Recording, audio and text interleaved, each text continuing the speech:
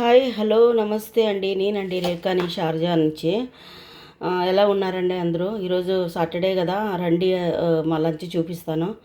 బయట టేబుల్ మీద పెట్టేదాన్ని, మా ఆయన ఆఫీస్ వాళ్ళు ఎవరో వచ్చారండి, ఇంకా వాళ్ళు మాట్లాడుతున్నారు.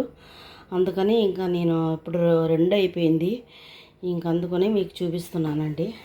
చూడండి, అన్నం అండి. ఇది వేడివేడి అన్నం ఇప్పుడే చేశానండి. అన్నం పొగ వస్తుంది.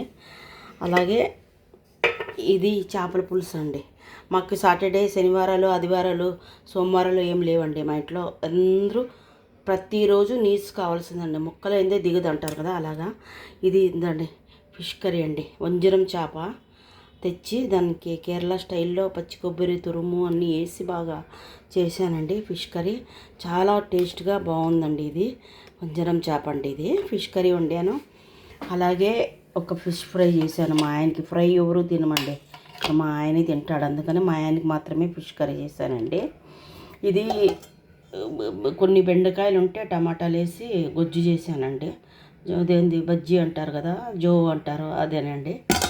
తర్వాత వచ్చి ఇది ఎలిసేరి అండి.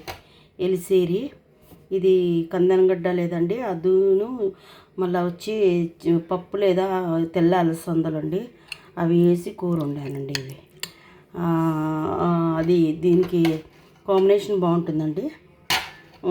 అలాగే ఇవ్వండి ఈరోజు భోజనాలు. అలాగే ఇడ్లీలు అండి. పొద్దున ఇడ్లీలు చేశాను, ఎన్ని ఇడ్లీలు మిగిలిపోయాయి, ఎంత సాఫ్ట్గా ఉంది చూడండి ఇడ్లీలు. ఇవి పొద్దున చేశాను అనమాట. ఇవి మిగిలిపోయాయి. సాంబార్ అక్కడే ఉంది టేబుల్ మీద. ఓకేనండి, రండి తిందాము.